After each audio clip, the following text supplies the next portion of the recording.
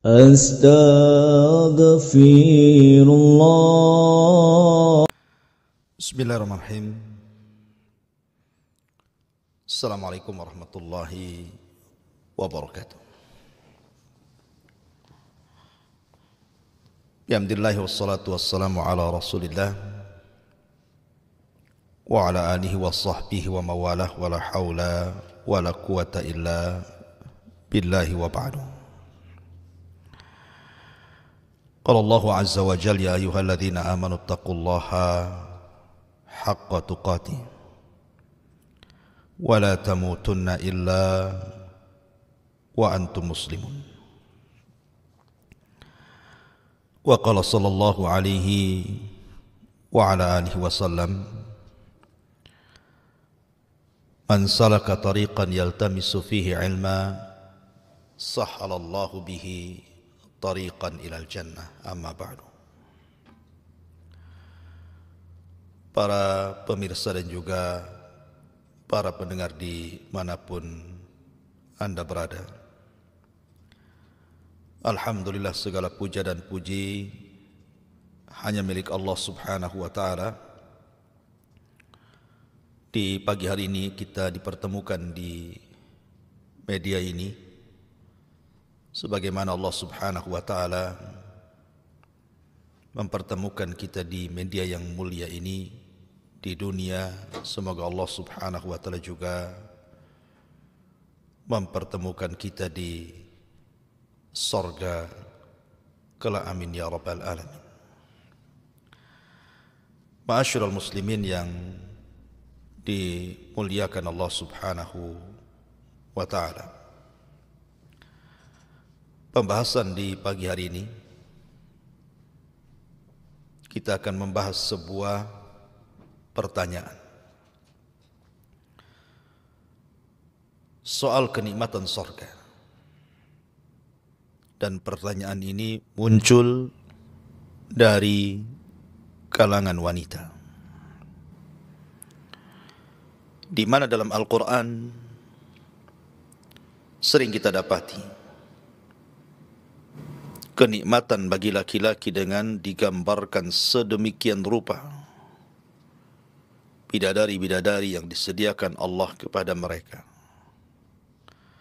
Lalu apa kenikmatan kami di sorga? Apa kenikmatan bagi para wanita di sorga? Ini yang kita akan bahas di pagi hari ini. Apa kenikmatan yang akan Allah subhanahu wa ta'ala anugerahkan kepada para wanita yang menjadi para penghuni sorga? Ma'asyiral muslimin yang dimuliakan Allah subhanahu wa ta'ala, kita tahu bahwa Allah subhanahu wa ta'ala telah berfirman di dalam Al-Quranul Karim, bagaimana Allah subhanahu wa ta'ala mensifatkan sedemikian rupa keindahan surga.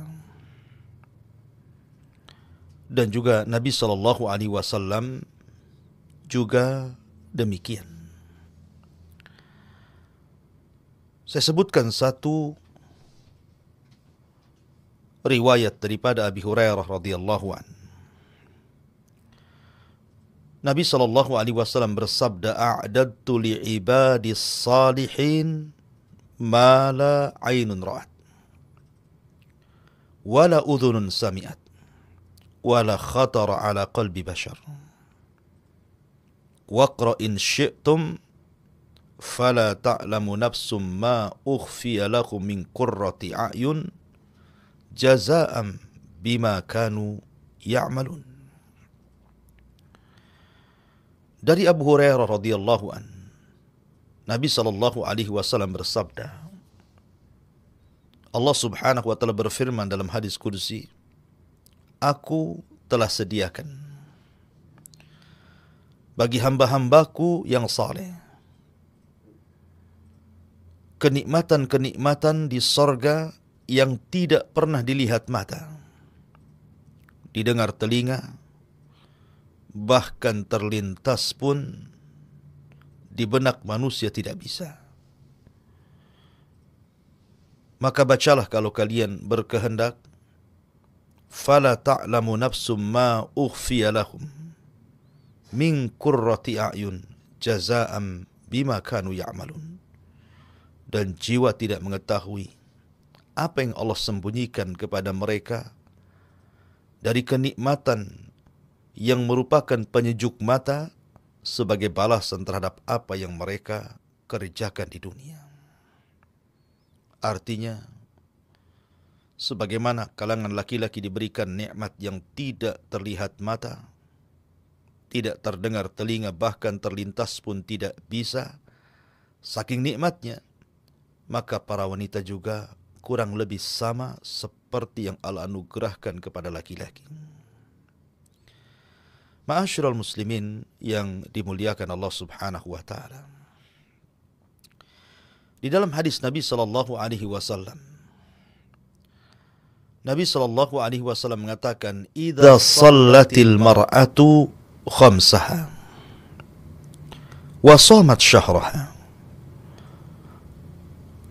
wa hasanat farjaha wa ata'at zawjaha qila laha udkhulil jannata min ayyi abwabil jannati syi'ti wa fi riwayatin min abwabis thamaniyati syi'ti."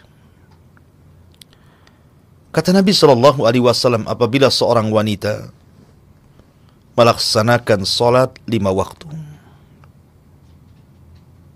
menjaga puasa Ramadan, berusaha untuk menjaga kemaluannya, taat kepada suaminya, maka akan dikatakan kepada wanita tersebut, masuklah engkau ke dalam sorga dari pintu-pintu sorga sesuai dengan kehendakmu. Dalam riwayat, dari 8 pintu sorga sesuai dengan kehendakmu. Ma'asyiral muslimin yang dimuliakan Allah Azza wa Jalla, tentu kalimat udkhulil jannah min ayyi abwabi al-jannati syi'ti, masuklah wahai para wanita ke dalam sorga dari pintu-pintu sorga sesuai yang kau kehendaki, ini adalah bentuk takrim, kemuliaan.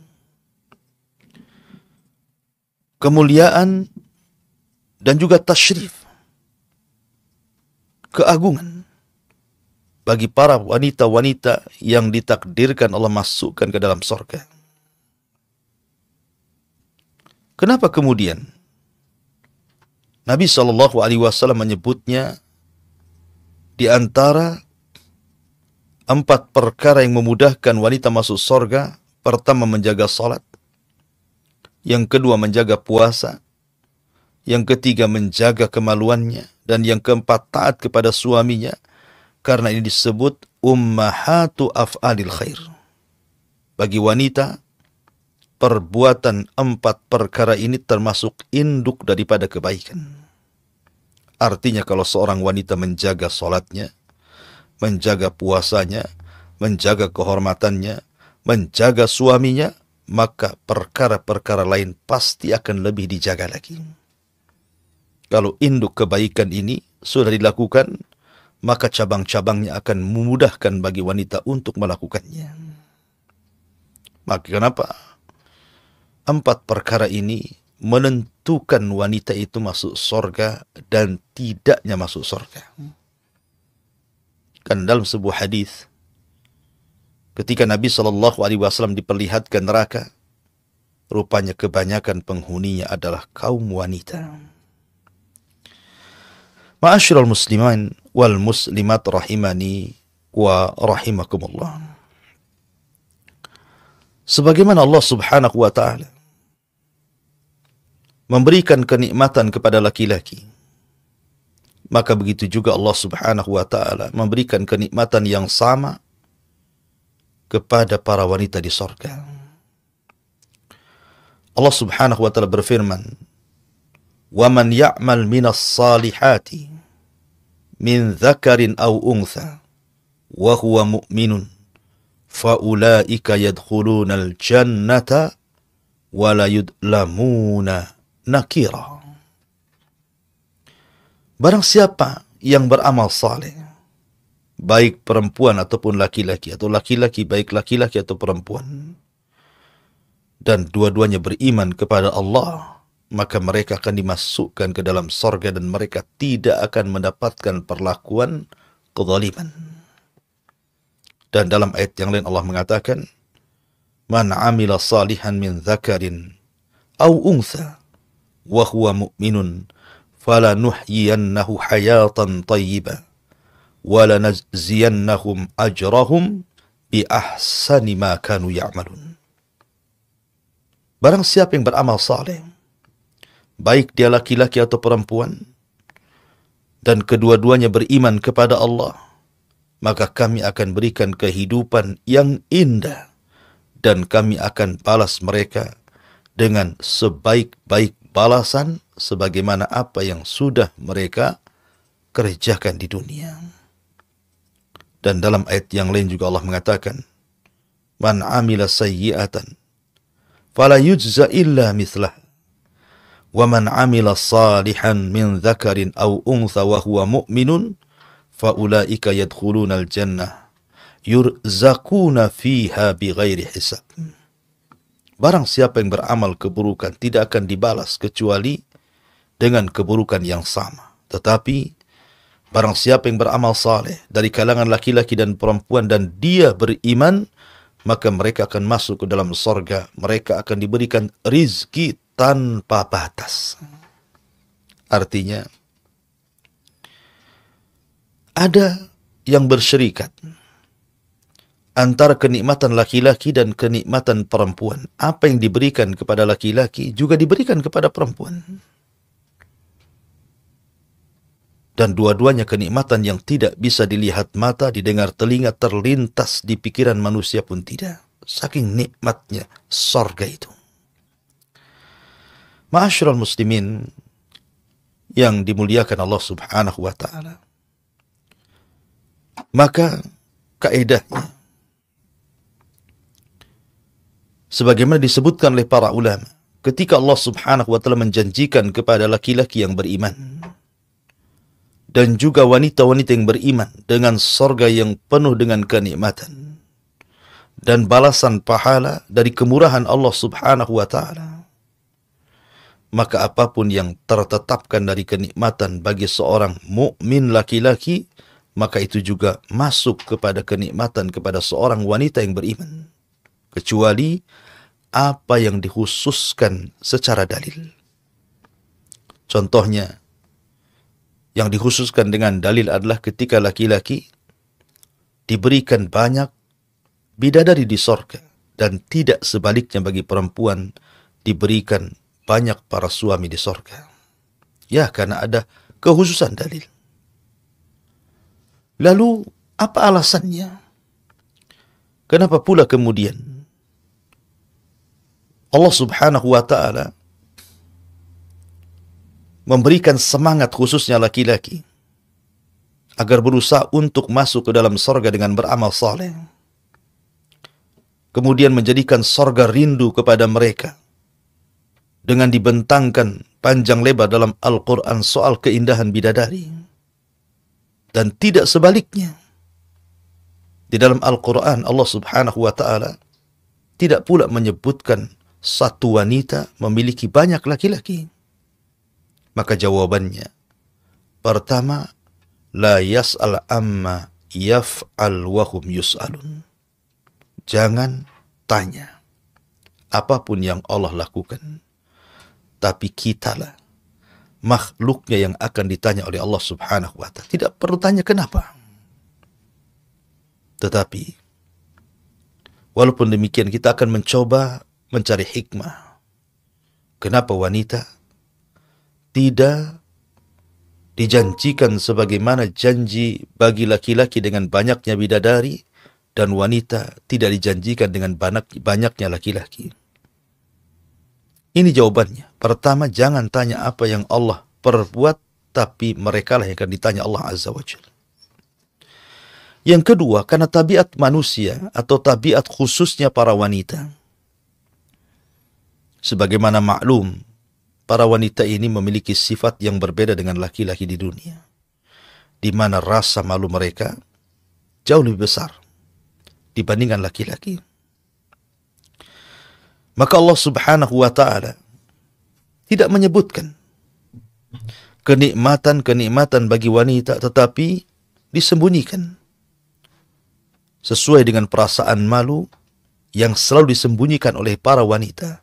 Cukuplah firman Allah Subhanahu wa ta'ala, fala ta'lamu nafsum ma ukhfiya lahum min qurrati a'yun jazaa'an bima kanu ya'malun. Jiwa tidak tahu apa yang Allah sembunyikan kepada mereka dari kenikmatan yang bisa menyejukkan mata terhadap apa yang mereka telah kerjakan, terhadap apa yang mereka telah mengerjakan amal soleh di dunia. Kemudian yang ketiga, karena tabiat laki-laki di dunia, mereka hanya mencintai dan suka dengan wanita. Tabiat laki-laki, kesukaan kepada perempuan itu jauh dibandingkan seorang wanita suka dengan laki-laki. Di mana kesukaan laki-laki kepada perempuan itu jauh lebih besar dibandingkan kesukaan-kesukaan yang lainnya. Tapi perempuan tidak semua. Makanya banyak perempuan itu apabila sudah merasa cukup, sudah berusia, mereka tidak mau bersuami. Mereka tidak mau menikah.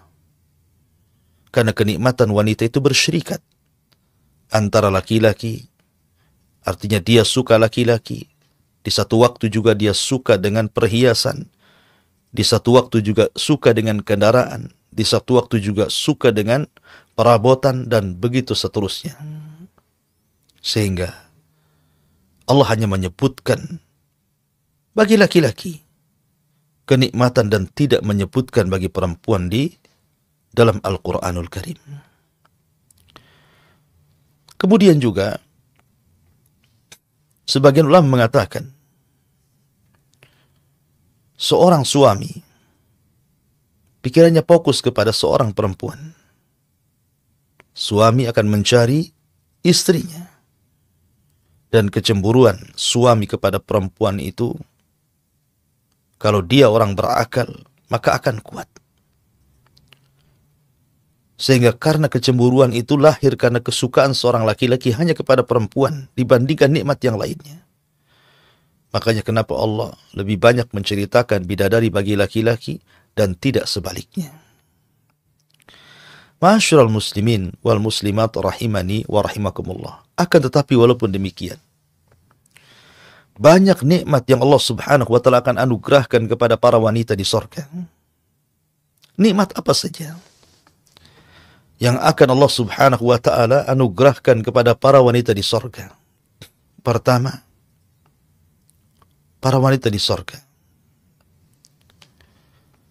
mereka akan jauh lebih indah, jauh lebih cantik, jauh lebih mulia, jauh lebih indah dibandingkan para bidadari itu sendiri yang ada di surga. Padahal Nabi SAW mengatakan, walau anna imra'atan min nisa'i ahlil jannah ittala'at ilal ardi la adha'at ma bainahuma wa la mala'at ma bainahuma rihan wala nasifuha yakni al-khimar khairun minat dunya wa ma fiha. Kalau seandainya seorang wanita bidadari sorga muncul ke dunia, maka dia akan menyinari antara bumi dan langit dan akan memenuhi bau yang sangat harum semerbak antara bumi dan langit, dan sungguh kerudung wanita-wanita sorga jauh lebih baik dibandingkan dunia dan isinya. Rawahul Bukhari. Artinya bahwa wanita-wanita sorga yang dulunya hidup di dunia karena kelelahannya dia beramal saleh, akhirnya sebagai balasannya Allah masukkan ke dalam sorga, maka mereka akan diberikan kecantikan, keindahan, kemuliaan jauh dibandingkan wanita-wanita bidadari yang Allah ciptakan di dalam sorga untuk melayani kenikmatan laki-laki. Perhatikan beberapa riwayat. Nabi SAW sampai mengatakan, kabiduha mir'atuhu wa kabiduhu mir'atuha. Hati sang bidadari merupakan cermin bagi sang laki-laki, dan hati sang laki-laki juga menjadi cermin bagi sang bidadari tersebut. Bahkan riwayat yang dikeluarkan Imam Bukhari dan Muslim, yura mukhu saqiha min warai lahmiha minal husni. Bidadari itu terlihat sumsum tulang betisnya di belakang dagingnya karena indahnya. Artinya wanita-wanita yang masuk ke dalam surga, maka mereka dibentuk oleh Allah Subhanahu wa ta'ala sedemikian rupa dan memiliki kebaikan akhlak dan keindahan tubuh. Allah Subhanahu wa ta'ala mengatakan di dalam Al-Quranul Karim, minhunna khairatin hisan. Sesungguhnya mereka para wanita itu akan diberikan khair, kebaikan akhlak, dan juga hisan, keindahan, kecantikan yang tidak didapati di dunia. Bahkan saking indahnya para bidadari sorga itu, sampai Allah Subhanahu wa ta'ala mengatakan, ka'annakunnal yaqutu wal marjan. Seakan-akan para bidadari itu permata-permata yakut dan juga mutiara. Sampai Qatadah mengatakan rahimahullahu ta'ala, fi safai yaquti wa bayani lu'lu. Para bidadari itu seperti permata dalam hal bening tubuhnya dan seperti mutiara dalam hal putih warnanya. Bahkan dalam ayat yang Allah mengatakan, ka'annahunna baydun maknun. Seakan-akan mereka adalah telur yang tersimpan dengan sangat baik. Artinya mutiara-mutiara putih yang tersimpan. Itulah sampai kinayah Al-Quranul Karim menggambarkan bidadari sorga itu luar biasa. Mereka suci. Suci lahir, suci batin. Mereka tidak haid, dan itu nikmat bagi perempuan. Mereka tidak nifas, dan ini nikmat bagi perempuan. Mereka tidak meludah. Mereka tidak mengeluarkan ingus. Mereka tidak mengeluarkan bau-bau busuk. Dan ucapannya indah. Akhlaknya baik. Hatinya tidak ada kedengkian. Tidak ada dendam. Tidak ada hasad. Tidak ada permusuhan sesama mereka. Wa naza'na ma fi sudurihim min ghilin ikhwana. Kami cabut rasa dengki dan seluruh penyakit hati bagi penduduk surga. Ma'asyiral muslimin wal muslimat rahimani wa rahimakumullah. Jadi ketika Allah Subhanahu wa ta'ala dan hadis-hadis Rasul menggambarkan bagaimana keindahan, kesucian wanita-wanita bidadari surga, baik dari bersihnya badan mereka, indahnya dan cantiknya paras mereka, kemudian juga anggunnya akhlak mereka, itu tercampur menjadi satu. Dan itu tidak Anda dapati di dunia. Secantik apapun wanita di dunia, pasti ada kekurangannya. Pasti ada cacatnya. Pasti akan mengalami haid. Pasti akan mengalami nifas. Pasti akan mengalami bau. Dan begitu seterusnya. Tapi ini tidak terjadi pada bidadari sorga. Kembali bahwa apabila bidadari saja sedemikian rupa keindahannya, bagaimana wanita-wanita dunia yang masuk ke dalam sorga yang jauh lebih indah dibandingkan bidadari tersebut. Kemudian di antara kenikmatan wanita di sorga, mereka tidak pernah menjanda. Mereka akan terus perawan. Abdullah bin Abbas radhiyallahu anhu menceritakan ada seorang nenek-nenek datang kepada Rasulullah. Kemudian mengatakan, ya Rasulullah, adakah nenek-nenek sepertiku di sorga? Kata Rasul, tidak ada. Tidak ada di sorga itu yang namanya nenek-nenek. Maka sang nenek ini pun pulang dan menangis sedih, dikiranya dia tidak akan masuk sorga. Karena di sorga tidak ada nenek-nenek. Maka Rasul mengatakan, katakan kepada nenek itu, maksudnya di sorga itu tidak ada orang tua. Di sorga itu semua muda. Di sorga itu semua perawan. Tidak ada nenek yang masuk ke dalam sorga. Karena Rasul mengatakan, ma fil jannati a'zab. Artinya, di sorga tidak ada yang azab, tidak ada yang sendirian. Pasti ada pasangan. Termasuk juga, sang nenek juga akan mendapatkan pasangan. Karena di sorga itu juga tidak ada nenek-nenek. Semua usia penduduk sorga itu mau laki-laki perempuan antara 33 sampai 34 tahun.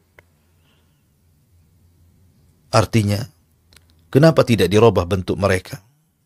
Kenapa mereka tidak menjadi tua, kemudian keriput sebagaimana penduduk sorga? Supaya tidak ada ghirah, kecemburuan. Tidak memancing kecemburuan satu dengan yang lainnya. Ma'asyiral muslimin yang dimuliakan Allah subhanahu wa ta'ala. Kemudian juga di antara nikmat yang Allah subhanahu wa ta'ala berikan kepada para wanita, selain daripada diberikan kesucian lahir batin, kemudian juga mereka senantiasa perawan, mereka tidak pernah kemudian menjadi janda, mereka pun akan diberikan apapun yang mereka minta dari kesenangan-kesenangan yang tidak pernah terbayang di dunia.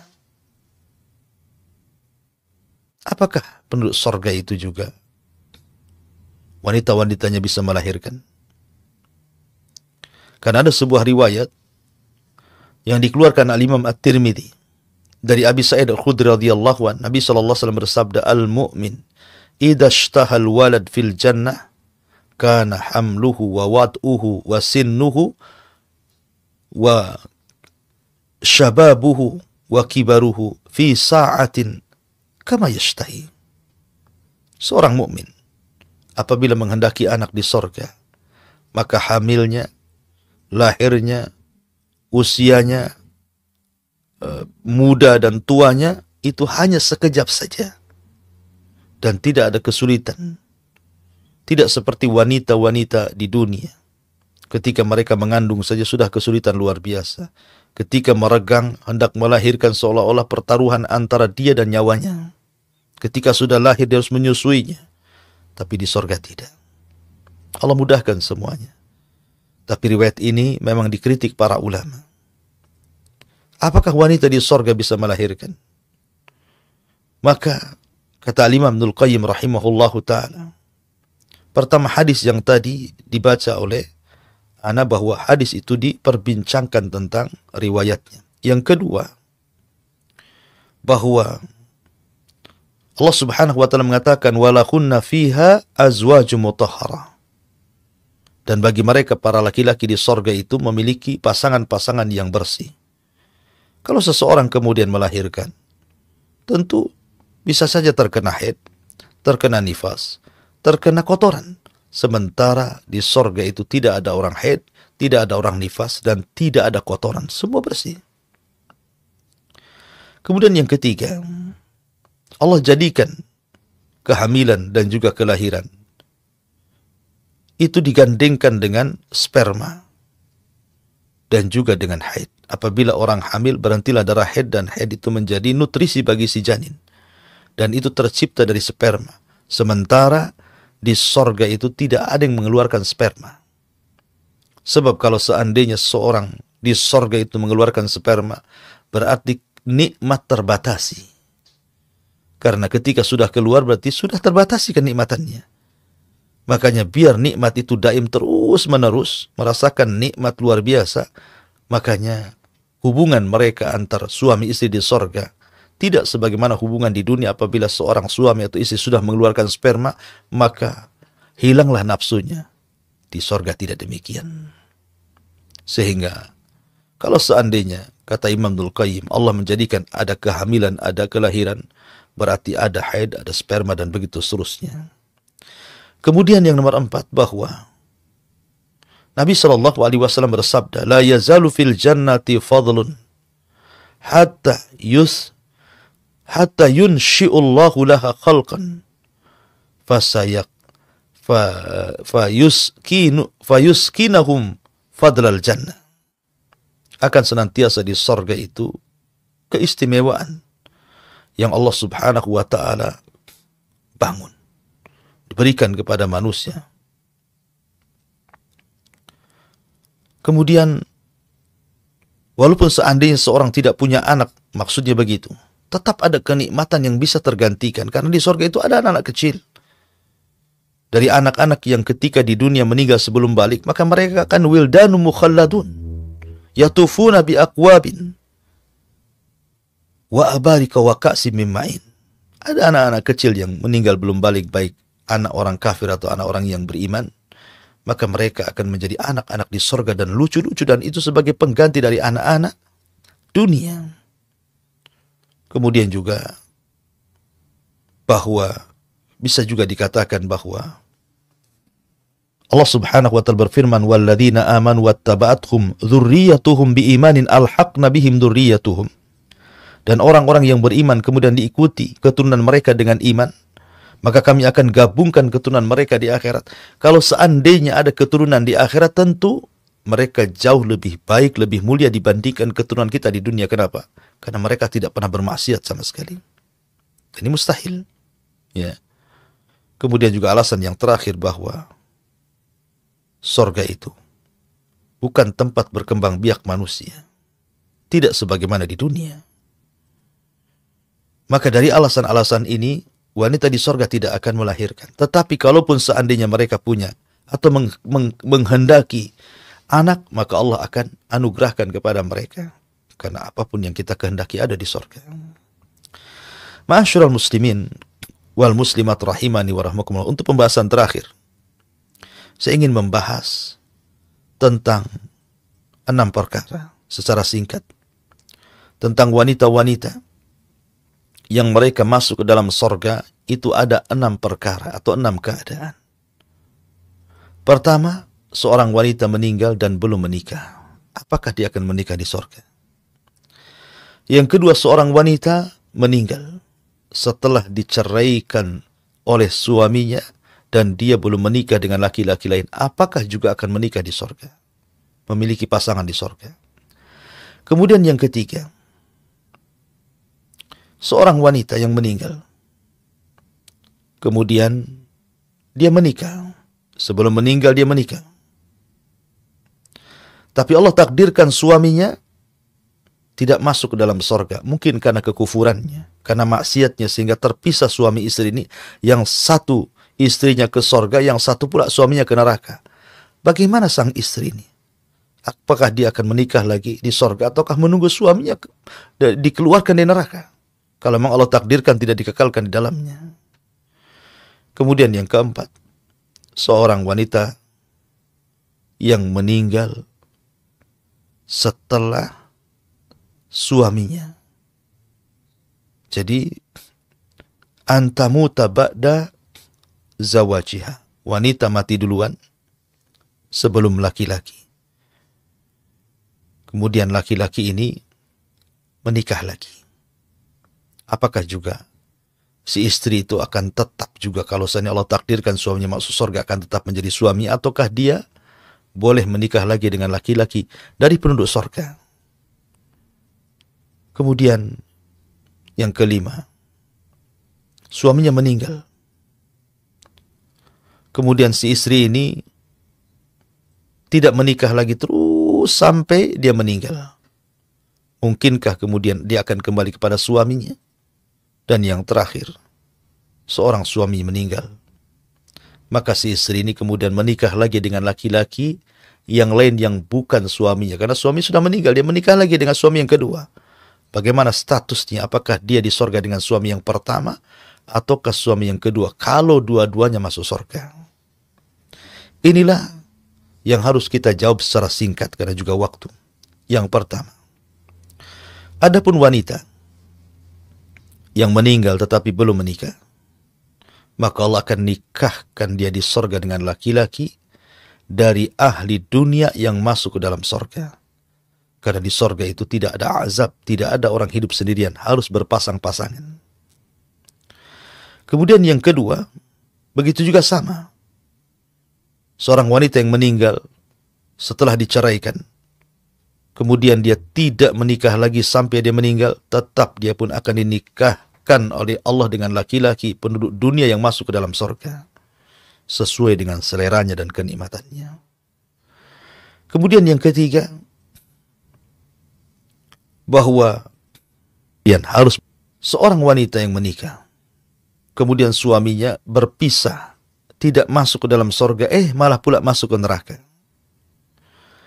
Maka kata para ulama, perempuan yang seperti ini, kalau seandainya laki-lakinya itu termasuk penduduk surga, artinya masuk neraka itu hanya karena hukuman dan azab karena kemaksiatan di dunia, maka dia akan tetap kembali kepada suaminya kalau dia belum bercerai. Tapi kalau seandainya si suaminya kufur dan dikekalkan di neraka, maka tentunya dia akan dinikahkan dengan laki-laki penduduk dunia yang masuk ke dalam surga. Kemudian yang nomor 4, bagaimana kalau seandainya wanita itu meninggal setelah suaminya? Maka dijelaskan, ammal mar'atu lati matat ba'da zawajiha fahiya fil jannah li zawjiha alladhi matat anhu. Maka wanita tersebut akan tetap bersama suaminya walaupun dia meninggal duluan. Kalaupun suaminya kemudian masuk ke dalam surga, tetap akan kembali kepada suaminya. Kemudian yang nomor 5, kalau seandainya suaminya meninggal duluan, kemudian wanita ini tidak menikah terus sampai meninggal, maka ini pun sama akan, kalau dua-duanya masuk ke dalam surga, maka Allah akan gabungkan kembali menjadi suami istri di surga. Yang terakhir, kalaupun seandainya seorang wanita ditinggal meninggal suaminya kemudian menikah lagi, maka sebagian para ulama mengatakan dia disuruh memilih antara suami yang pertama dan suami yang kedua. Ada juga yang berpendapat maka dia akan bersama suami yang terakhir yang dinikahinya. Wallahu a'lam, intinya bahwa wanita masuk surga akan sama mendapatkan kenikmatan yang Allah anugerahkan juga kepada laki-laki, pun sama Allah anugerahkan kepada para wanita. Mudah-mudahan kita semua termasuk ahli jannah. Dan kita akhiri kajian kita, insyaallah kita buat tanya jawab sebentar. Silahkan bagi Anda yang ingin bertanya, kami kembalikan kepada moderator. Falyatafaddal mashkura.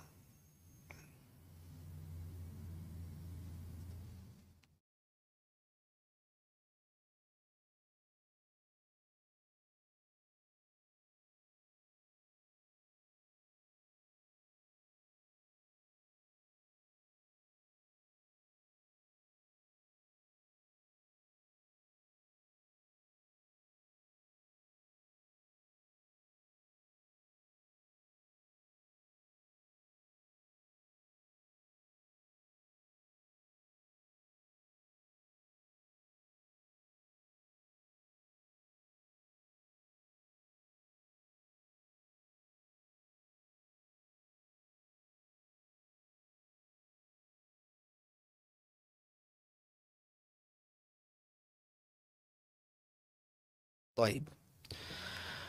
Pertama, semoga Allah subhanahu wa ta'ala memberikan kesembuhan kepada istri-istri yang sakit, yang tidak bisa melayani suaminya dan juga tidak bisa merawat anak-anaknya.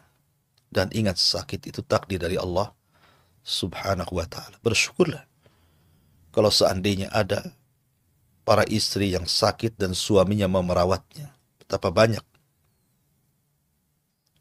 di dunia ini yang justru ketika istrinya sakit, justru suaminya malah menelantarkannya. Ada yang sampai menceraikannya dengan alasan tidak bisa memenuhi hajat dan begitu seterusnya. Nabi Shallallahu Alaihi Wasallam punya anak namanya Ruqayyah bintu Rasulullah Shallallahu Alaihi Wasallam. Ruqayyah ini menikah dengan Utsman ibn Affan.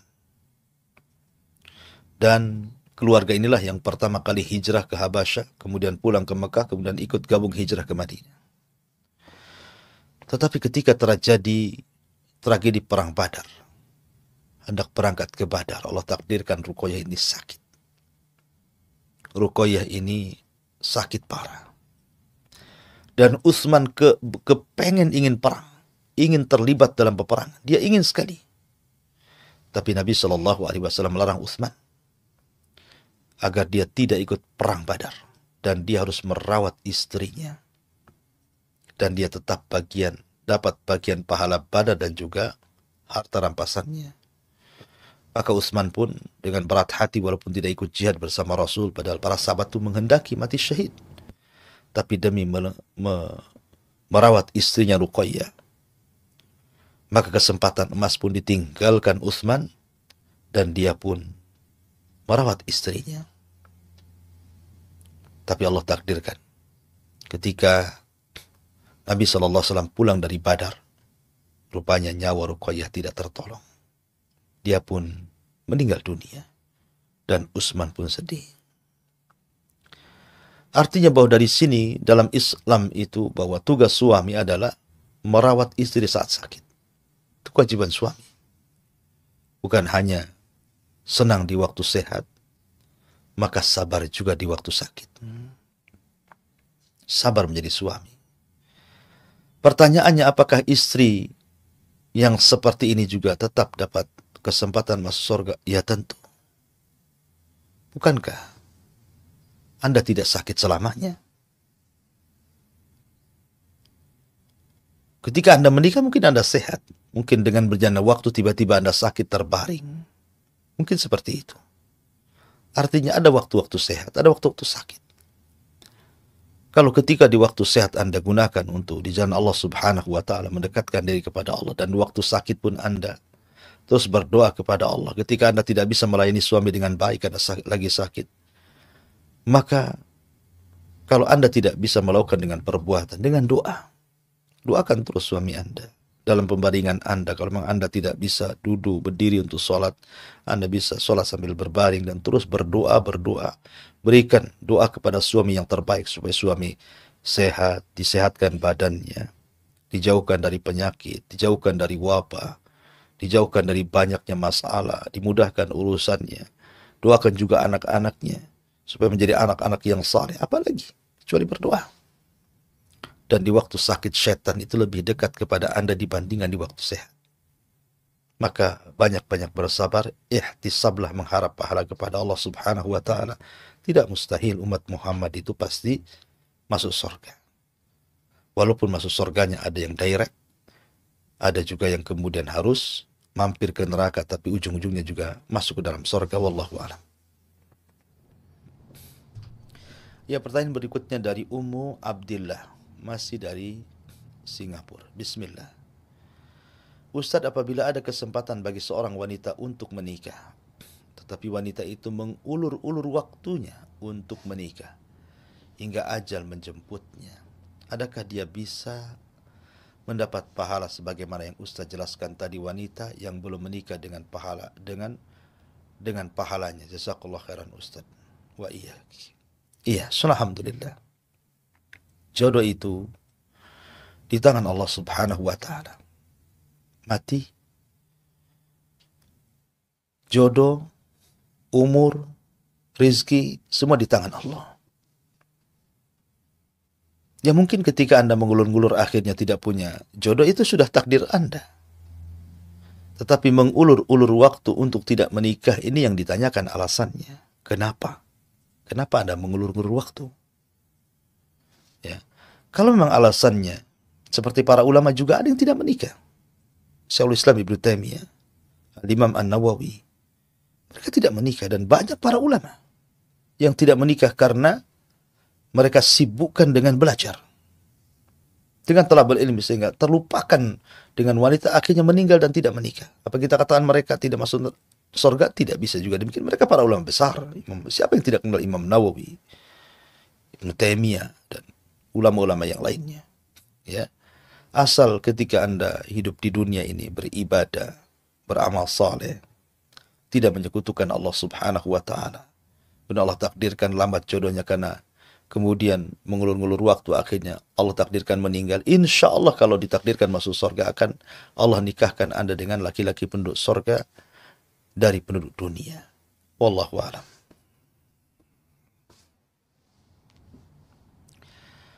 Ya, dari hamba Allah di Bekasi. Afwan Ustaz, mau tanya, apakah ada pahala khusus bagi istri pertama yang bersabar dengan suaminya yang menikah lagi?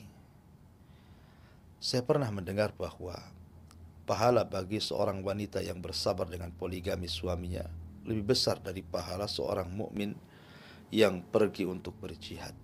Maka menyetujui poligami suaminya lebih besar dibandingkan pahala jihad. Ya, saya belum pernah membaca atau terbaca atau pernah mendengar tentang bahwa poligami, seorang istri mengizinkan poligami pahalanya lebih besar dibandingkan pahala orang yang berjihad sampai mati syahid. Wallahu a'lam. Belum pernah mendengar. Akan tetapi, ya mungkin ya keterbatasan pengetahuan saya. Tapi yang saya ketahui, saya belum pernah mendengar. Akan tetapi begini, sekali lagi bahwa pernikahan itu bagian daripada jodoh yang sudah ditentukan dalam qada dan qadar Allah.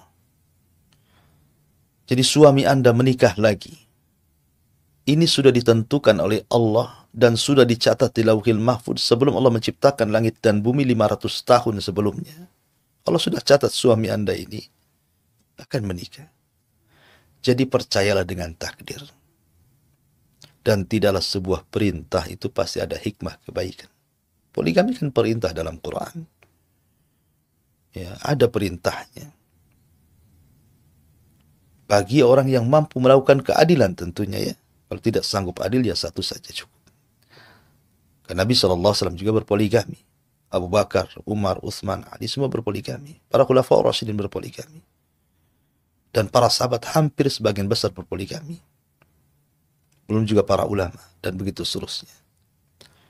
Tapi kalau seandainya Allah takdirkan Anda diuji oleh suami yang berpoligami, maka dan Anda melihat kemampuan suami, artinya suami sanggup melakukan itu dari segi finansial, dari segi nafkah harta ataupun batin begitu ya.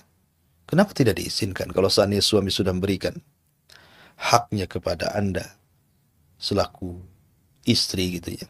Hak rumah, hak nafkah baik lahir ataupun batin. Kemudian suami Anda menikah lagi. Ya memang secara naluri seorang perempuan tentu tidak mau diduakan. Ya, bahwa suami itu ingin dikuasai. Tapi kalau Allah takdirkan poligami mau diapa? Ya jelas sabar. Harus sabar. Harus lebih berakal lagi, lebih dewasa lagi.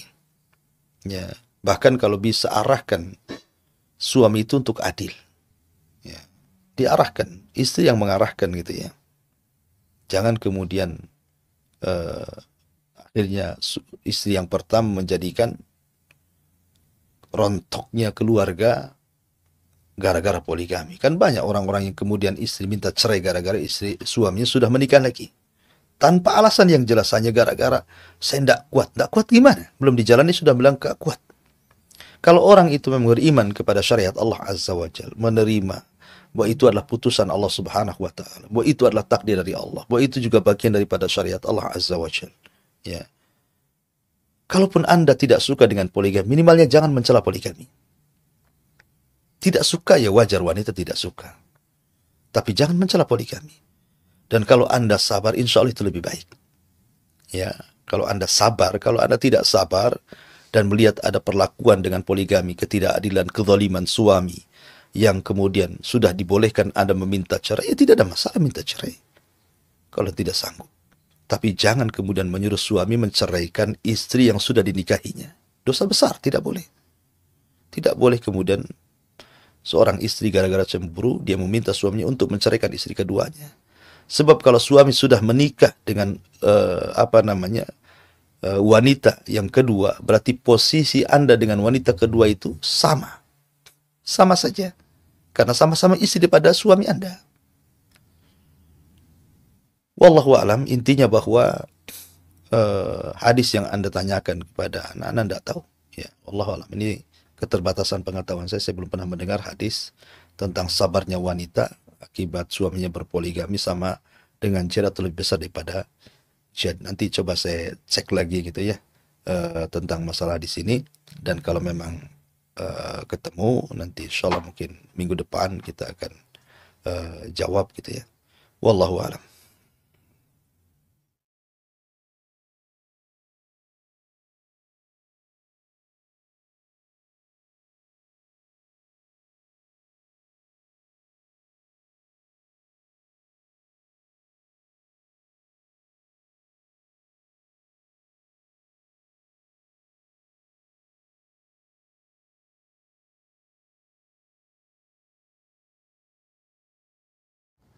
Alhamdulillah.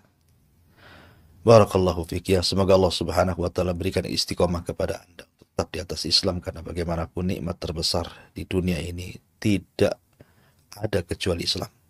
Itulah agama yang menyelamatkan kita di dunia dan di akhirat.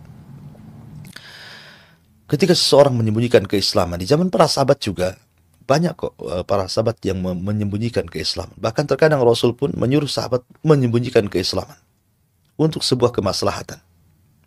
Ya.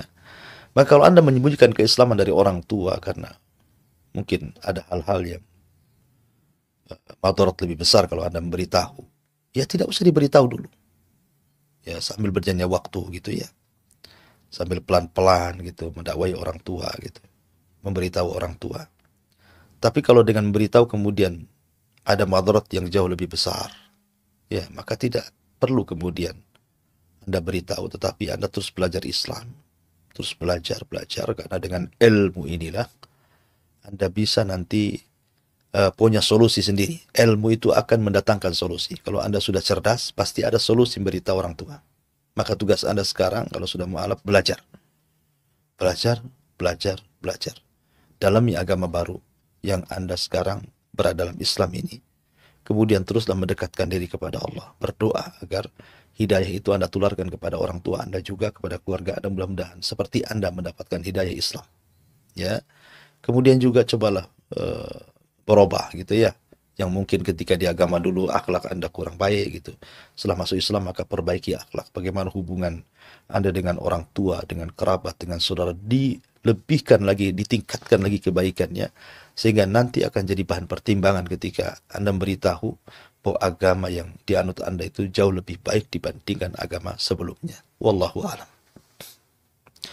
Ya, saya kira ini yang bisa saya sampaikan. InsyaAllah kita akan berjumpa di lain kesempatan. Mudah-mudahan ada manfaatnya. Yang benar datang dari Allah, yang salah datang dari saya pribadi.